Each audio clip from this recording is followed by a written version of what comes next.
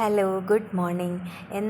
എന്നും രാവിലെ എന്നല്ല, മിക്കപ്പോഴും എൻ്റെ വീട്ടിൽ നിന്ന് നോക്കിയാൽ കാണുന്നൊരു വ്യൂ ആണ്. കുറേ പശുക്കൾ അതിനെങ്ങനെ റോഡിൽ രാവിലെ കൊണ്ടുപോവുക, വൈകിട്ട് തിരിച്ചു കൊണ്ടുപോവുക, അങ്ങനെ കുറേ പശുക്കളെ കാണാൻ പറ്റും. നമ്മുടെ നാട്ടിലൊക്കെ എങ്ങനെയാണ് കുറച്ച് അല്ലെങ്കിൽ ഒന്നോ രണ്ടോ പശുക്കൾ, അതും തൊഴുത്തിൽ പിന്നെ പറമ്പിലൊക്കെ ഇങ്ങനെ കെട്ടിയിരിക്കുന്നതൊക്കെ ഞാൻ കണ്ടിട്ടുള്ളൂ. പക്ഷേ ഇത് എന്ന് വെച്ചാൽ ബണ്ടിലെന്നല്ല ഞാൻ പറയുന്നത്, ഗ്രൂപ്പ് ഓഫ് പശുക്കളാണ് കേട്ടോ ഇവിടെ. അപ്പോൾ അത് കാണുന്ന ഒരു രസമാണ്. കുറേ ആൾക്കാർ അവർക്ക് ഇങ്ങനെ ഫുഡ് കൊടുക്കാറുണ്ട് കേട്ടോ, പശുക്കളൊക്കെ ഫുഡ് കൊടുക്കാറുണ്ട്, പിന്നെ തൊഴുവാറുണ്ട്. അപ്പം അങ്ങനെയൊക്കെയാണ് അതിൻ്റെ വിശേഷങ്ങൾ. സോ രാവിലെ എഴുന്നേറ്റ് ഞാൻ തല എങ്ങനെയൊക്കെ റെഡി ആയിട്ടിരുന്നാലും കുറച്ച് നേരം കഴിയുമ്പം എന്തോ എനിക്കറിയത്തില്ല, എൻ്റെ ഫേസും എൻ്റെ ഒരു ഡള്ളായിട്ടാണ് ഫീൽ ചെയ്യണത്. ഞാൻ രാവിലെ എഴുന്നേറ്റ് എത്ര റെഡിയായി കണ്ണെഴുതി പൊട്ട് വെച്ച് എന്ത് ചെയ്തിരുന്നാൽ കൂടെയും കുറച്ച് നേരം കഴിയുമ്പോൾ എൻ്റെ മുടിയൊക്കെ കഴിഞ്ഞ് പിന്നെ എന്തോ പോലത്തെ ഒരു കോലായിരിക്കും. അതെനിക്കറിയത്തില്ല, ത്രൂ ഔട്ട് ദ ഡേ ഇങ്ങനെ ഫ്രഷായിട്ട് എങ്ങനെ ഇരിക്കുന്നതെന്ന് എനിക്ക് ഒരു പിടുത്തവും ഇല്ല. പിന്നെ ഞാൻ രാവിലെ തന്നെ ബ്രേക്ക്ഫാസ്റ്റ് ദോശയും സാമ്പാറും ഉണ്ടാക്കി. അപ്പോൾ എനിക്കിത് സന്തോഷമുള്ളൊരു കാര്യം ഉണ്ടായി. എന്നുവെച്ചാൽ ഞാൻ എന്തുണ്ടാക്കിയാലും അച്ഛൻ്റെ ഇങ്ങനെ ടേസ്റ്റ് ചെയ്യാൻ കൊടുക്കാറുണ്ട്. അപ്പോൾ ആ കൂട്ടത്തിൽ ആമിക്ക് വേണമെന്ന് പറഞ്ഞിട്ട് അവൾ കൈ നീട്ടി ഞാൻ സാമ്പാർ ടേസ്റ്റ് ചെയ്യാൻ കൊടുത്തപ്പോൾ പറയുവാണേ, പെർഫെക്റ്റ് ആയിട്ടുണ്ട് മോളേന്ന്.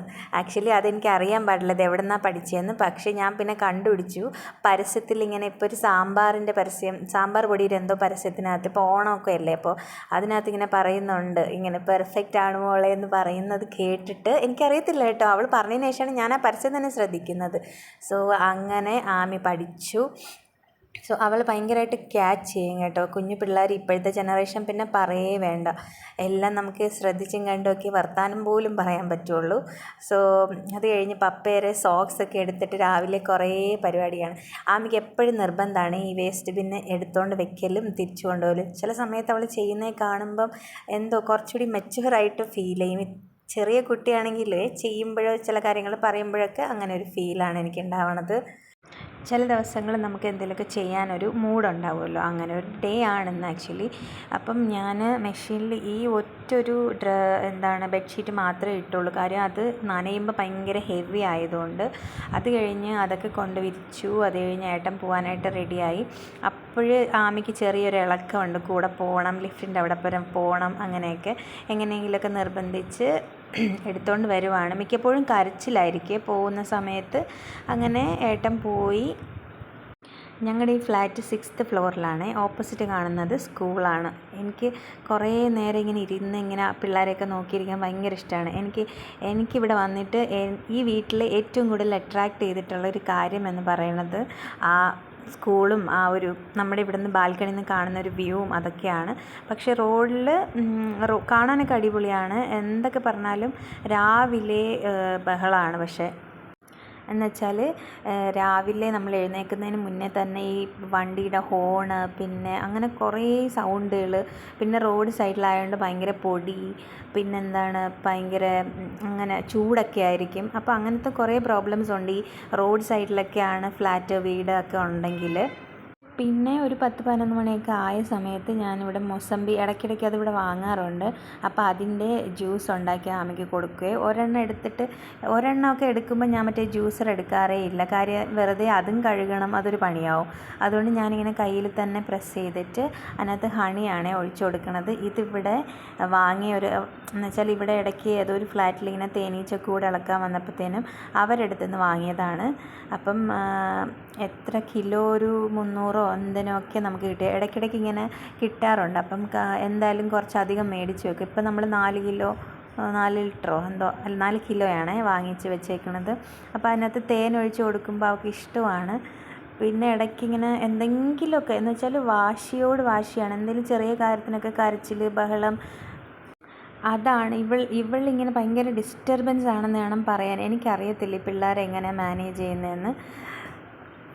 നമ്മൾ മാത്രമാണെങ്കിലുണ്ടല്ലോ നമുക്കെല്ലാം ചെയ്യാം, അല്ലെങ്കിൽ എല്ലാത്തിനും ഒരു നമുക്ക് മൈൻഡ് ഭയങ്കര ഫ്രഷ് ആയിരിക്കും എന്നാണ് എനിക്ക് തോന്നുന്നത്. പക്ഷേ പിള്ളേരൊക്കെ ഉള്ള വീട്ടിൽ അല്ലെങ്കിൽ പിള്ളേരുള്ള അമ്മമാർക്കൊക്കെ ആണെങ്കിൽ ഭയങ്കര ബുദ്ധിമുട്ടായിരിക്കും കാര്യങ്ങൾ ചെയ്യാനും. കാര്യം എന്തേലും ഞാനിവിടെ അടുക്കളയിൽ ഇപ്പോൾ ചെയ്യുവാണെന്ന് വിചാരിക്കുക, ആ സമയത്ത് ഹാളിൽ എന്തെങ്കിലുമൊക്കെ പരിപാടി ഒപ്പിച്ചേക്കും, അല്ലെങ്കിൽ ടോയ്ലറ്റിൽ കയറി വെള്ളം തുറന്നു വിടുക, അതിനകത്ത് കയറി ഇരിക്കുക. ഞാനിങ്ങനെ CCTV പോലെ ഇവളിങ്ങനെ നോക്കിക്കൊണ്ടേ ഇരിക്കുകയാണ്. അതല്ലെങ്കിൽ ഞാൻ കുക്ക് ചെയ്യണ സമയത്ത് ഇങ്ങനെ സ്ലാബിൻ്റെ പുറത്ത് എടുത്തിരുത്തുക, എന്നാൽ മാത്രമേ ഇവള് മിണ്ടാതിരിക്കത്തുള്ളൂ. പിന്നെ എന്താണ് കുറച്ച് എന്ന് വെച്ചാൽ പ്രസവിച്ച് കഴിഞ്ഞപ്പോൾ ഞാൻ കരുതി എന്നാന്ന് വെച്ച് കഴിഞ്ഞാൽ കുറച്ചുകൂടി വലുതാവുമ്പോൾ ശരിയാവും. കാര്യം ഉറക്കമില്ലല്ലോ, നമ്മൾ പ്രസവിച്ച് കഴിയുമ്പോൾ 2 മണിക്കൂർ ഇടവിട്ട് ഫുഡ് കൊടുക്കണം. അപ്പോൾ അങ്ങനെ ഭയങ്കര ബുദ്ധിമുട്ടായിരുന്നു, ഉറക്കമേ ഇല്ല. അപ്പോൾ ഞാൻ വിചാരിച്ചു ഒന്ന് വലുതായെങ്കിൽ നടക്കാറായെങ്കിൽ എന്നൊക്കെ വിചാരിച്ചു. പക്ഷേ ഇപ്പം എനിക്ക് അപ്പം എഴയുന്ന പ്രായമായിരുന്നെങ്കിൽ വലിയ ബുദ്ധിമുട്ടില്ലായിരുന്നു. നടന്നു തുടങ്ങിയപ്പോൾ ഇതുപോലെ ഭയങ്കര കുരുത്തക്കേടും എനിക്കറിയത്തില്ല. അപ്പം നമുക്കിപ്പോൾ അമ്മമാർക്ക് എന്തെങ്കിലും വിഷമമുണ്ട് അല്ലെങ്കിൽ ഇങ്ങനത്തെ പ്രശ്നങ്ങളൊക്കെ ഒരിക്കലും മറ്റൊരാൾക്ക് മനസ്സിലാവുമെന്ന് എനിക്ക് തോന്നുന്നില്ല. ഇപ്പോൾ ഹസ്ബൻഡിനായിക്കോട്ടെ, ഇപ്പം കണ്ടു നിൽക്കുന്ന ഒരാൾക്കായിക്കോട്ടെ, അല്ലെങ്കിൽ അമ്മമാർക്കായിക്കോട്ടെ, അച്ഛനായിക്കോട്ടെ, സഹോദരനായിക്കോട്ടെ, സഹോദരിക്കായിക്കോട്ടെ, അങ്ങനെ ആർക്കും മനസ്സിലാവുമെന്ന് എനിക്ക് തോന്നുന്നില്ല. നമ്മുടെ കാര്യങ്ങൾ എനിക്ക് തോന്നുന്നു ഈ നമ്മുടെ ഏജിലുള്ള എന്ന് വെച്ചാൽ നമ്മുടെ ഈ കുഞ്ഞിൻ്റെ ഏജിലുള്ള അങ്ങനെ കുട്ടികളുള്ള അമ്മമാർക്കൊക്കെ പെട്ടെന്ന് കണക്ട് ചെയ്യാൻ പറ്റും. അപ്പോൾ അവർ പറയുന്ന കാര്യം നമ്മൾ പറയുന്ന കാര്യം അവർക്കൊക്കെ കറക്റ്റ് കണക്ട് ചെയ്യാൻ പറ്റും. എന്തൊക്കെ പറഞ്ഞാലും എത്രയൊക്കെ ഹാപ്പി ആയിട്ടും പ്ലസൻ്റായിട്ടും ഒരു ഡേ സ്റ്റാർട്ട് ചെയ്തു എന്ന് പറഞ്ഞാലും ഇപ്പം ഈവനിങ് ആവുമ്പം ഞാൻ ഒരു പരുവമാവുമെന്ന് പറഞ്ഞു കഴിഞ്ഞാൽ നമ്മൾ മെൻ്റലി ഡൗൺ ആവും. അതുപോലെ തന്നെ അതാണ് നമ്മുടെ ഫിസിക്കലിനെ എഫക്റ്റ് ചെയ്യുന്നത്. കാര്യം ഈ കുഞ്ഞിൻ്റെ കൂടെ ഓടി തളർന്നു പോകും. സത്യം പറഞ്ഞാൽ പാരൻറ്റിങ് അല്ലെങ്കിൽ ഈ മദർഹുഡ് എന്നൊക്കെ പറയുന്നത് ഭയങ്കര ഡിഫിക്കൽട്ടാണ്. ഞാനത് ഭയങ്കരമായിട്ട് ഒരു അമ്മമാരും എൻജോയ് ചെയ്ത് പാരൻറ്റിങ് അല്ലെങ്കിൽ ആ ഒരു അമ്മയാവുന്ന ഒരു പീരീഡ് എൻജോയ് ചെയ്യുമെന്ന് എനിക്ക് തോന്നുന്നില്ല. കാര്യം ഭയങ്കര പാടാണത്. ഞാൻ എപ്പോഴും ആലോചിക്കുക, ഈ പണ്ടത്തെ ആൾക്കാർക്കൊക്കെ എത്ര പിള്ളേരാണ്, 2, 3, 4, 5, എനിക്കറിയത്തില്ല ഇതിനെയൊക്കെ ഇവരെങ്ങനെ വളർത്തിയെടുത്തു എന്നുള്ള കാര്യം. ഈ ഒരെണ്ണത്തിനെ ഇപ്പം നോക്കാൻ പെടുന്ന പാട് എനിക്ക് തന്നെ അറിയത്തുള്ളൂ. എനിക്ക് വല്ല ജോലിക്കും പോകണമെങ്കിൽ ഇപ്പോൾ ഒരിക്കലും എന്തായാലും ഇപ്പോൾ പറ്റത്തില്ല. കാര്യം ഇവളെ സ്കൂളിലോ അല്ലെങ്കിൽ പ്ലേ സ്കൂളിലോ ഒക്കെ ആക്കിക്കഴിഞ്ഞാൽ അവിടെ നിന്ന് പോയി വിളിക്കണം, അങ്ങനെയൊക്കെ കുറേ ബുദ്ധിമുട്ടുകളുള്ളതുകൊണ്ട് ഇപ്പം ഞാനിങ്ങനെ ഒന്നും ചെയ്യാതെ ഇത്രയും പഠിച്ചു എല്ലാം ചെയ്തിട്ടും ഇങ്ങനെ വീട്ടിൽ തന്നെ ഇരിക്കാമെന്ന് ആലോചിക്കുമ്പോൾ ചില സമയത്ത് ഭയങ്കരമായിട്ട് നെഗറ്റീവ് അടിക്കും. ഒരു ഡിപ്രഷൻ അല്ലെങ്കിൽ ആ ഒരു തിങ്കിങ് ഒക്കെ മറ്റുള്ളവരുടെ മേലിൽ ഇങ്ങനെ ദേഷ്യമായിട്ടൊക്കെ കാണിക്കുക, കുട്ടിയുടെ ദേഷ്യം കാണിക്കുക, അങ്ങനെയൊക്കെയാണ് ഒരു എൻ്റെ ഇപ്പം മെൻ്റൽ ഒരു പ്രോസസ്സിങ് ഒക്കെ നടന്ന് അല്ലെങ്കിൽ തോട്ട് അങ്ങനെയാണ് ഇപ്പോൾ പൊയ്ക്കൊണ്ടിരിക്കുന്നത്. പിന്നെ ആമി ഉറങ്ങുന്ന ഒരു സമയം എന്ന് പറഞ്ഞാൽ ഒരു മണിക്കൂർ കഷ്ടി 1 മണിക്കൂറൊക്കെ ഉറങ്ങും.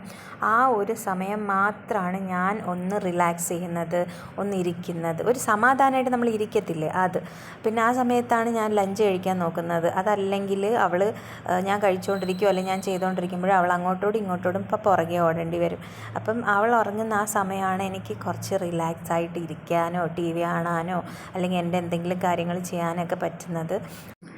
അമ്മമാർക്കൊക്കെ കണക്ട് ചെയ്യാൻ പറ്റുമെന്നാണ് എൻ്റെ വിശ്വാസം. അപ്പോൾ ഇന്നത്തെ എൻ്റെ വീഡിയോ ഇഷ്ടപ്പെട്ടാൽ like, share and subscribe. Thank you so much for watching.